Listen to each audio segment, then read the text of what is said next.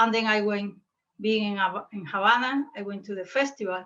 And then is when I first heard David Russell, who, after Manuel Barreto experience when I was 15, and now I'm talking about probably on my 20s, it was just something I cannot describe.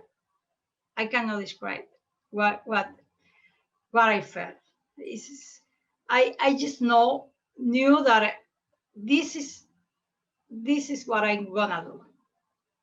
When I picked up David Russell's Barrio CD in some little CD store in Taipei, that changed my life. That night, my life changed, because yeah, I remember very distinctly. And I had the Segovia something, I had John Williams, I had Julian Bream, I had probably Eduardo Fernandez, some CDs, but something about that Barrio CD changed my life. I would say by the time I was studying at the Havana University, doing my bachelor degree, which was when I first met David Russell. I knew him, and by that time I heard two of his best CD ever. He has so many, but I think those two, the first Baroque CD and the 19th century music, and that it just was amazing. And then I remember I went to Mexico in 1920 for a Manuel Ponce competition. I won the competition and I got money. And what I did, I bought many CDs. I went to Cuba with full of CDs, and I bought those two CDs by David Russell, and also I discovered S.A.R brothers. It was another extraordinary influence in my life. But then I was lucky enough that the same year David went to Havana. So, but you know, the CD are amazing still.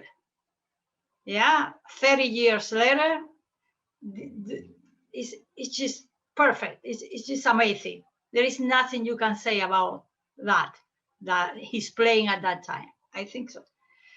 I challenge anyone. But seeing him in a person concert, I have to tell you, he played so many beats. Encore piece, how many? I don't know. It was crazy. He played El Carnaval de Venecia as a encore piece. It was crazy. The entire theater, the National Theater, was just, it was a standing ovation, something crazy. And then I got into his master class, and it was just, yeah, amazing. What did he say in the master class? And what did you play? What did you play? I played 2 masterclass for him. Well, actually, 1 masterclass and 1 private lesson. I played Bach the first time, and he just gave me a vision of Bach that I didn't have at that time, and made me think. And it was really, really important. And then I had a private lesson that he was so generous, because, you know, well, people here don't know, but Cuban people in that time, we weren't allowed to enter to a hotel, for example. And I talked to David, please, I need a private lesson. I just begging. I was begging him, and he said, well, but this is so hard because you cannot enter here. But I pushed so much that he took the risk, and he talked with a hotel manager, and they allowed me to go to his private room. And he was there with his wife, Maria Jose. And then he taught me Rondo number 2 by Dionisio Aguado. And I would say in the masterclass was really great, but too much polite. But in the private lesson, it was when he really impacted me. Because I remember that passage when you have on C major on 3rd position, and I couldn't open, my finger 2 and 3, always busy.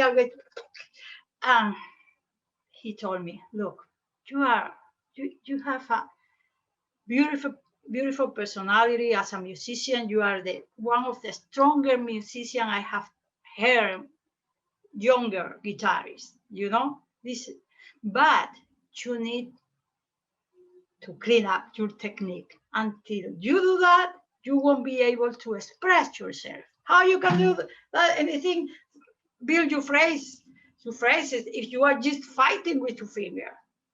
And that was really because for me, he was God. And I trust him. And that was the beginning on when I first started, because I was very, have to say, lazy. I didn't like technique, practicing. No, I used to practice 1-2 hours.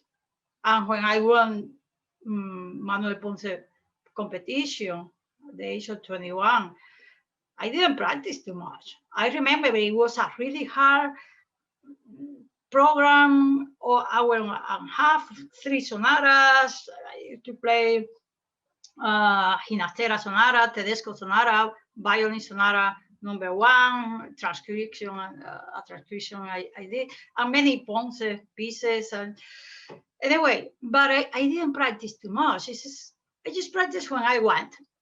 But that, methodic way of practice, what I teach to my students today, no.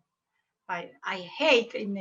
But after David Russell experience, I started thinking, okay, so playing is something totally different from practicing guitar. So let's see what is going on in my hand. And what's the beginning? It took me a while rebuilding my technique, because by that time, I as I mentioned, I used to play the hardest repertoire possible at that time, and with great musicianship, but with those tense hands, right? I think just my natural skill made possible that, right? Playing that kind of repertoire.